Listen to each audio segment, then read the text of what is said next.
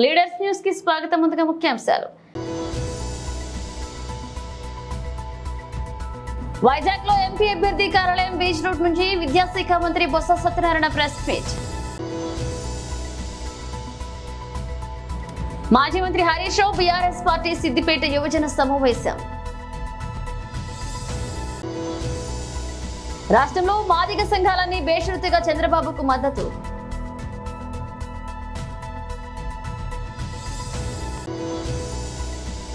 ప్రధాని మోదీపై పోటీ చేస్తున్న ట్రాన్స్జెండర్ ఎవరి హేమంగి సఖీమాత. వైజాగ్ లో ఎంపీ అభ్యర్థి కార్యాలయం బీచ్ రోడ్ నుంచి విద్యాశాఖ మంత్రి Botsa Satyanarayana press meet. GDP కానీ లేకపోతే మన స్కీమ్స్ ఎడ్యుకేషన్ కానీ లేదు హెల్త్ కానీ అన్ని పారామీటర్స్ కూడా ఇంతకుముందు 15, 16, 17, 20 స్థానాల్లో ఉన్న ఆంధ్ర రాష్ట్రం ఇవాళ 4, 5 స్థానాల్లోకి ఇవాళ వచ్చింది.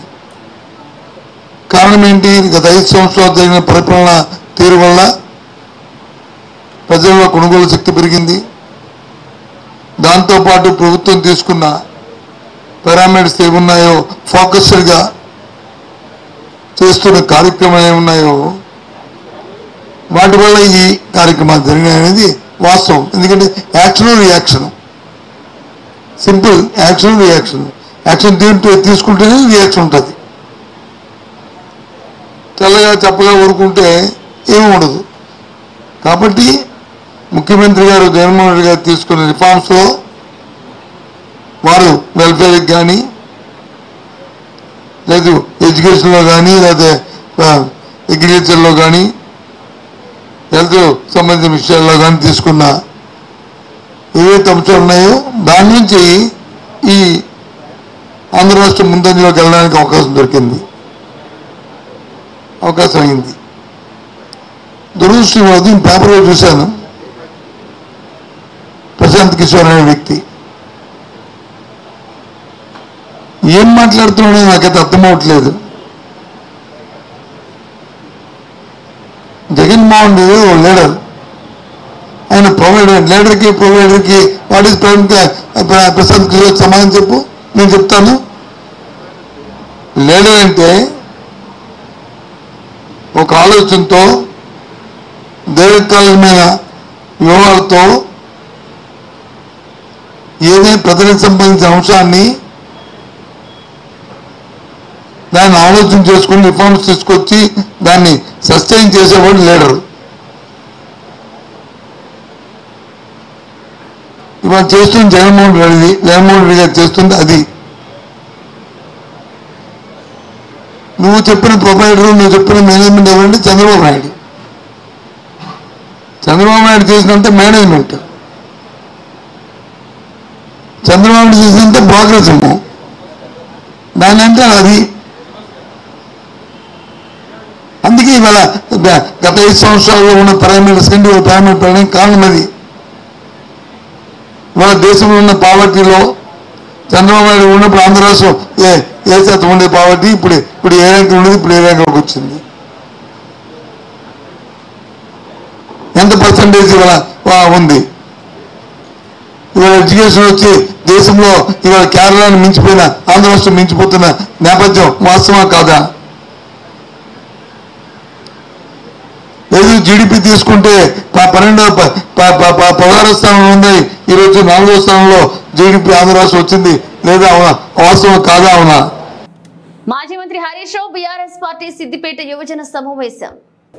రాజకొండ భిక్షపతి, గోవిందారం రవి, తప్పెట పరశురాములు, బండి శ్రీకాంత్, అరవింద్ రెడ్డి, అదేవిధంగా మారెడ్డి శ్రీకాంత్, భాస్కర్, ఆకుల సతీష్, నరేష్, రెబల్ రమేష్, మహేందర్ రెడ్డి, గఫార్, రెడ్డి, సాయి గడవెపు, సాయి కృష్ణ, అర్చన, సంతోష, భట్టు లింగం, ఆలకుట మహేందర్, దర్పల్లి శ్రీను, వెల్లకొండ వెంకట్, ఎవరెవడ మర్చిపోతే ఏమనుకోకుండా వేదిక మీద ఉన్న ప్రతి తమ్ముడికి, ప్రతి చెల్లెకు, ఈ కార్యక్రమానికి వచ్చిన మా విద్యార్థి యువ సోదర సోదరీమణులకు పత్రికా విలేకరులకు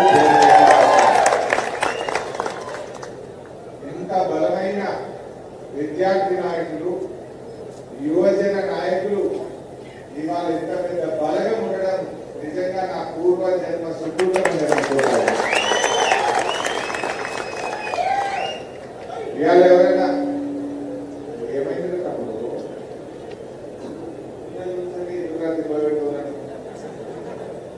నెక్స్ట్ ఏం చేయగలరు ఇన్స్పెక్ట్ అయిపోయింది ఏదో చేయకుండా ఆయన పోలీస్ చేసుకోవడం ఈరోజు దయచేసి ఒకటే విషయం ఆలోచన చేయండి. మన బీఆర్ఎస్ పార్టీ లేకపోతే అసలు తెలంగాణ రాష్ట్రం వచ్చేదా? తెలంగాణ రాకపోతే సిద్దిపేట జిల్లా అయ్యేదా? ఇవాళ సిద్దిపేట జిల్లా కాకపోతే మనకి ఇంత అభివృద్ధి జరిగేదా? ఇవాళ ఎవరెవరో ఏదో మాట్లాడుతున్నారు. బాధ కలిగేది ఏంటంటే కేసీఆర్ గారు ఉద్యమించినాడు, మనమందరం పోరాటాలు చేసినాడు. తెలంగాణ వస్తుందంటే ఎవరు నమ్మలేదు. రానే రాదు కానే కాదన్న తెలంగాణను చావు నోట్లో తలబెట్టి తెలంగాణ ఎంతో మంది విద్యార్థులు యువకులు ప్రాణ త్యాగాల మీద కేసీఆర్ పోరాట ఫలితం ఇవాళ తెలంగాణ రాష్ట్రం. ఇలాగా తెలంగాణ వచ్చింది కనుక అనేక రంగాల్లో భారతదేశానికి ఈ తెలంగాణ దిక్సూచిగా మారింది. ఎన్ని పోరాటాలు చేసింది. ఎంతో మంది తమ్ముళ్ళు యువకులు విద్యార్థులు నాతో పాటు లాఠీ దెబ్బలు తిన్న వాళ్ళు ఉన్నారు, అరెస్ట్ అయిన వాళ్ళు ఉన్నారు, జైళ్లలో పడ్డటువంటి యువమిత్రులు కూడా రేవంత్ రెడ్డి రాష్ట్రానికి ముఖ్యమంత్రి. బాధ కలిగే అంశం ఏంటంటే ఎన్నడన్నా తెలంగాణ ఉద్యమంలో ఒక్కనాడన్నా జై తెలంగాణ అన్నారా? ఒక్కరోజన్నా ఎన్నడూ జై తెలంగాణ అంటే పైగా మనం తెలంగాణ కోసం కొట్లాడితే సమైక్యవాద తెలుగుదేశం పార్టీలో ఆంధ్ర నాయకుల అడుగులకు మడుగులొస్తూ ఎవరా తెలంగాణ అంటే కాల్ చేస్తాను తుపాకీ పెట్టుకుని మనం బయలుదేరలేదు. ఆనాడు జై తెలంగాణ అంటే పోనీ అదృష్టం బాగుంది ముఖ్యమంత్రి అయ్యారు. మరి ఎక్కడన్నా ఒక్కనాడు ఆ తెలంగాణ అమరవీరుల స్తూపం దగ్గర పోయి ఒక రెండు పువ్వులన్నా పెట్టాలి, అమరవీరులకు శ్రద్ధాంజలి ఘటించిందా? జై తెలంగాణ అన్నారా? అటువంటి వ్యక్తి అది రాష్ట్రానికి ముఖ్యమంత్రి కావడం నిజంగా దురదృష్టకరం. ఇవాళ కనీసం ఈ రోజన్నా ఆ అమరులకు సల్యూట్ చేయాల్సినటువంటి విజ్ఞత లేనటువంటి వ్యక్తి ఆయన. ఈరోజు ఆలోచన చేయండి. నిజంగా ఇవాళ తెలంగాణ రాష్ట్రం ఇన్ని రంగాల్లో ఇంత అద్భుతమైన ప్రగతి సాధించిందంటే అది కేసీఆర్ గారు బీఆర్ఎస్ ప్రభుత్వం వల్ల. ఈ కాంగ్రెస్ వల్ల అన్ని గోపస్ ప్రచారం. ఎన్నికల ముందు అబద్ధాలే చెప్పిండు, ఇప్పుడు అభివృద్ధి ప్రభుత్వంలో కూడా అబద్ధాలే చెప్తున్నారు. నిజం మాట్లాడి మీకు అలవాటైనట్టుంది కాంగ్రెస్ పార్టీ. ఎందుకు మాట్లాడుతున్నా అంటే మీకు అన్ని విషయాలు కూడా తెలుసు. కానీ మీకు కోరేది ఒకటే, దయచేసి విద్యార్థులు యువత సోషల్ మీడియా తమ్ముళ్ళు ఈ కాంగ్రెస్ దుష్ప్రచారాన్ని గట్టిగా తిప్పికొట్టాల్సిన బాధ్యత మీ మీద ఉంది. నేను ఒక హామీ కూడా ఇస్తా ఉన్నా, భవిష్యత్తులో నాయకులు ఎక్కడి నుంచో ఉంటారు. ఇగో మీలో నుంచే రేపు నాయకులు ఉంటారు, మీలో నుంచే సర్పంచులు ఎంపీటీసీలు. రాష్ట్రంలోని మాదిగ సంఘాలన్నీ బేషరతుగా చంద్రబాబుకు మద్దతు, అలాగే టీడీపీ సీనియర్ నేతలతో భవిష్యత్ కార్యాచరణపై చర్చించారు సంఘ పెద్దలు.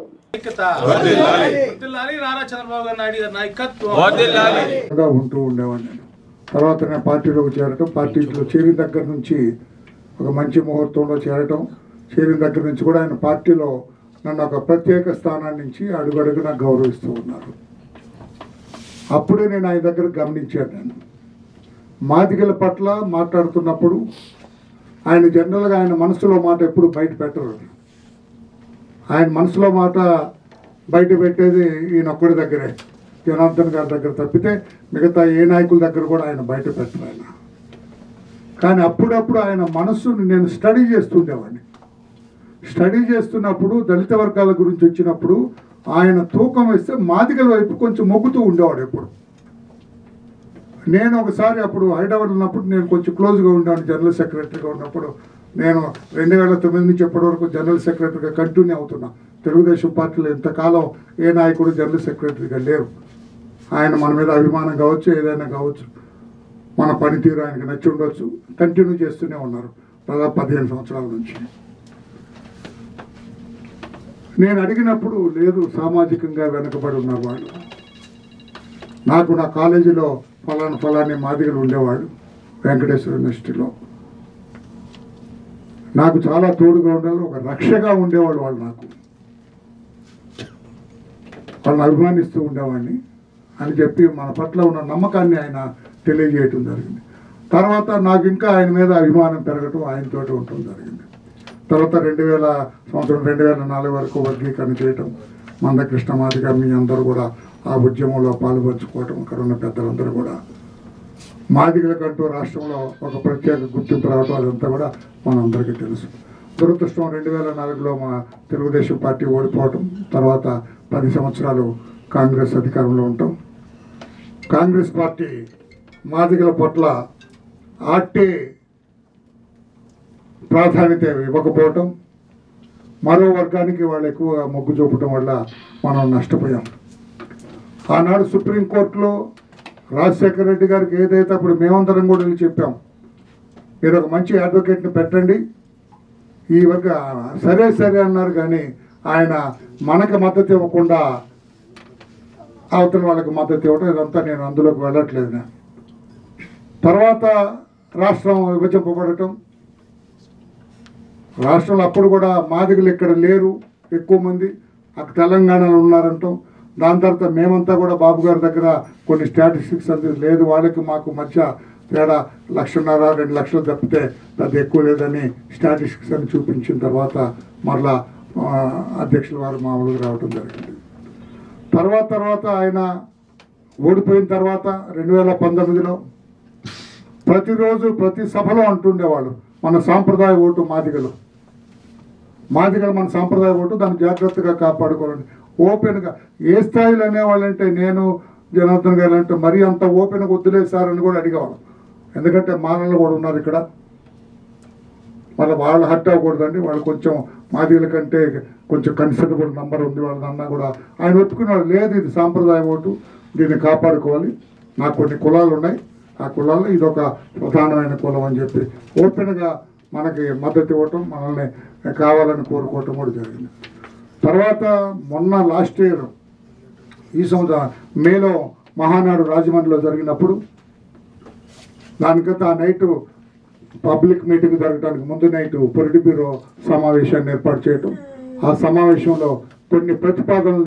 ప్రధాని నరేంద్ర మోదీ వారణాసి నియోజకవర్గం నుంచి లోక్సభ ఎన్నికల బరిలో ఉన్న సంగతి తెలిసిందే. ఇదే నియోజకవర్గం నుంచి ఆయనపై ఓ ట్రాన్స్జెండర్ కూడా పోటీ చేస్తుండడం ఇప్పుడు ఆసక్తికరంగా మారింది. అఖిల భారత హిందూ మహాసభ ABHM కు చెందిన హేమంగ సఖీమాత బరిలో నిలిచారు. గుజరాత్ లోని బరోడా నేటి వడోదరాలో జన్మించిన ఆమె ప్రపంచంలోనే భగవద్గీతను బోధిస్తున్న మొట్టమొదటి ట్రాన్స్జెండర్ కావడం విశేషం.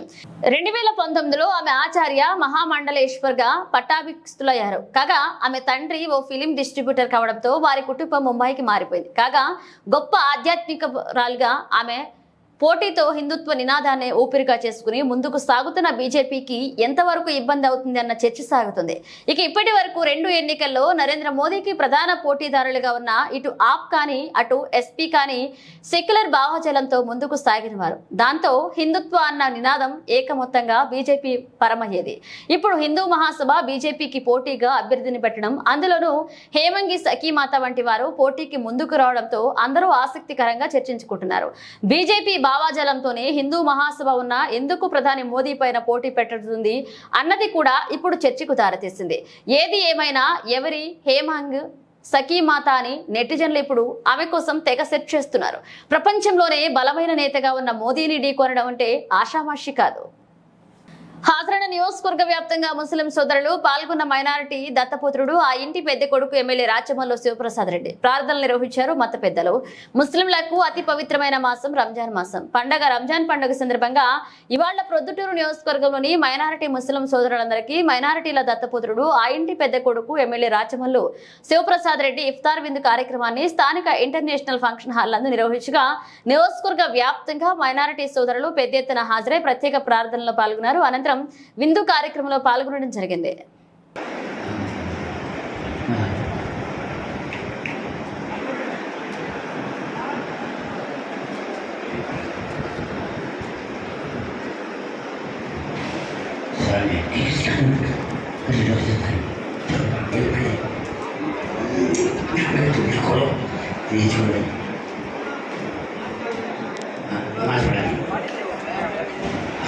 बोले बड़े मुफ्ती साहब हाँ मलिक जी मलिक हमारा जुबान में बुला गए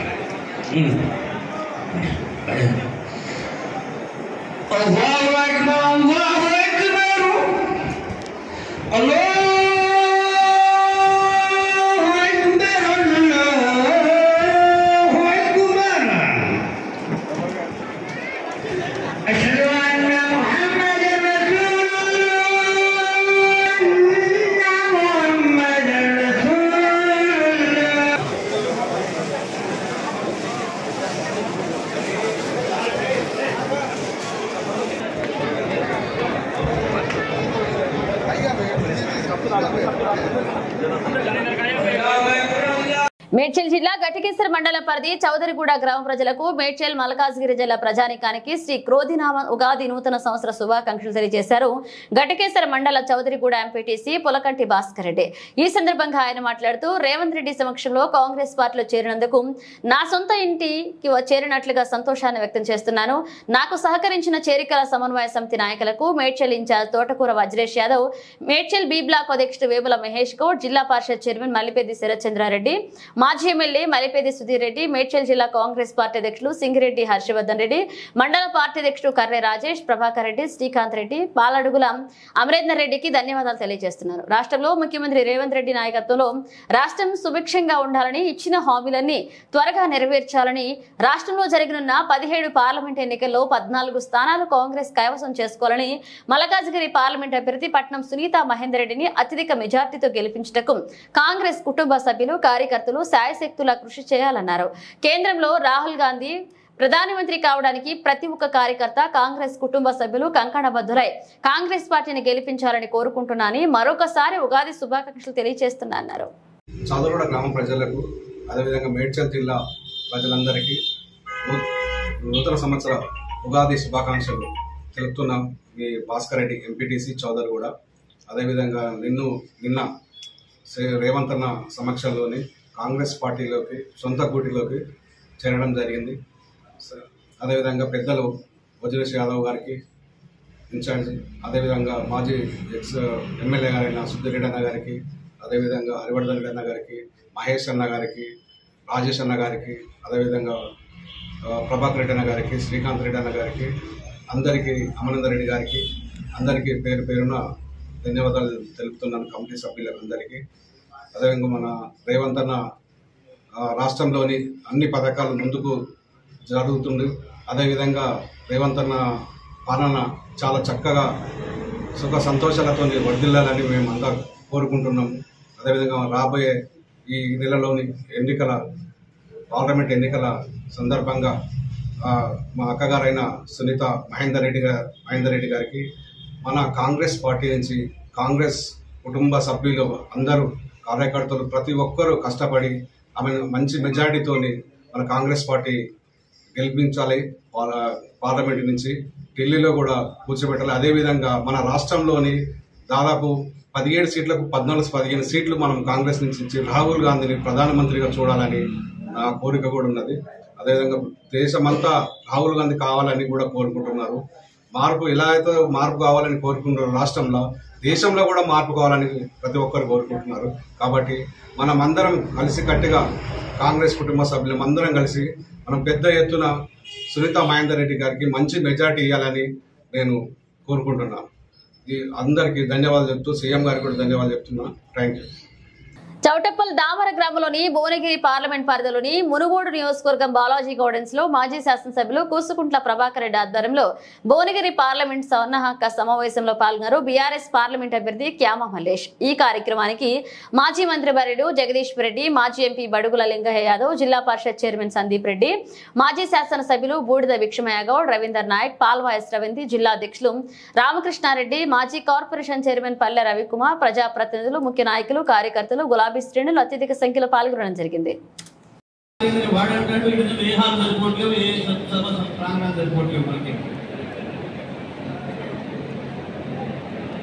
పెద్దలు మల్లేశ్వర గారి గెలుపు కొరకు ఆలోచించుకోవడం కొరకు ఏర్పాటు చేసుకున్న మునుగోడు నియోజకవర్గ ముఖ్య కార్యకర్తల సమావేశానికి అధ్యక్షత వహిస్తున్న మిత్రులు మునుగోడు మాజీ శాసనసభ్యులు ముసుగు ప్రభాకర్ రెడ్డి గారు, మిత్రులు కేసీఆర్ గారి ఆశీస్సులతోని పార్లమెంట్ అభ్యర్థిగా బీఫామ్ తీసుకొని మీ అందరి ఆశీర్వాదాలు కూడా వచ్చిన మన అభ్యర్థి యామ మల్లేశ్వర యాదవ్ గారు, పెద్దలు మాజీ రాజ్యసభ సభ్యులు పడుల లింగయ్య యాదవ్ గారు, ప్రస్తుత సూర్యాపేట జిల్లా పార్టీ అధ్యక్షులు, మిత్రులు నల్గొండ జిల్లా పార్టీ అధ్యక్షులు మాజీ శాసనసభ్యులు దేవరకొండ రవీంద్ర కుమార్ గారు, మిత్రులు యాదాద్రి భువనగిరి జిల్లా ప్రజా పరిషత్ అధ్యక్షులు సందీప్ రెడ్డి గారు, మిత్రులు ఆలయ మాజీ శాసనసభ్యులు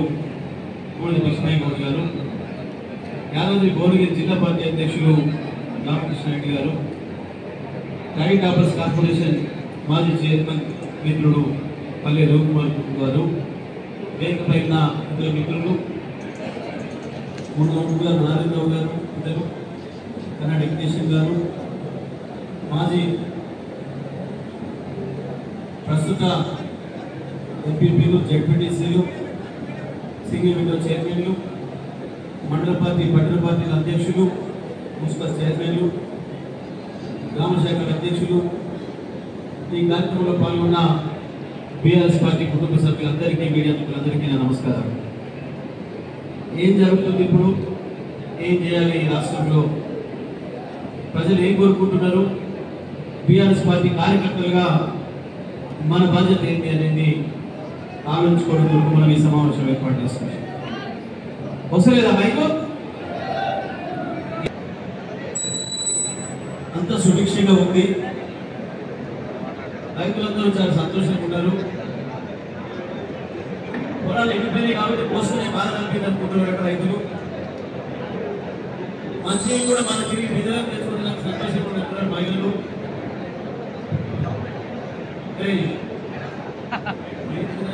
బులెటిన్ ముగించే ముందు హెడ్లైన్స్ మరోసారి. వైజాగ్ లో ఎంపీ అభ్యర్థి కార్యాలయం బీచ్ రోడ్ నుంచి విద్యాశాఖ మంత్రి బొత్స సత్యనారాయణ ప్రెస్ మీట్. మాజీ మంత్రి హరీష్ రావు బీఆర్ఎస్ పార్టీ సిద్దిపేట యువజన సమావేశం. రాష్ట్రంలో మాదిగ సంఘాలన్నీ బేషరతుగా చంద్రబాబుకు మద్దతు.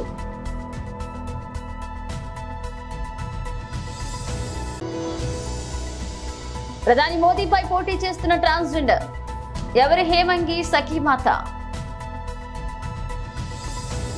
ఇవి ఇప్పుడు ఒక అప్డేట్స్, మన అప్డేట్స్ తో మళ్ళీ కలుద్దాం.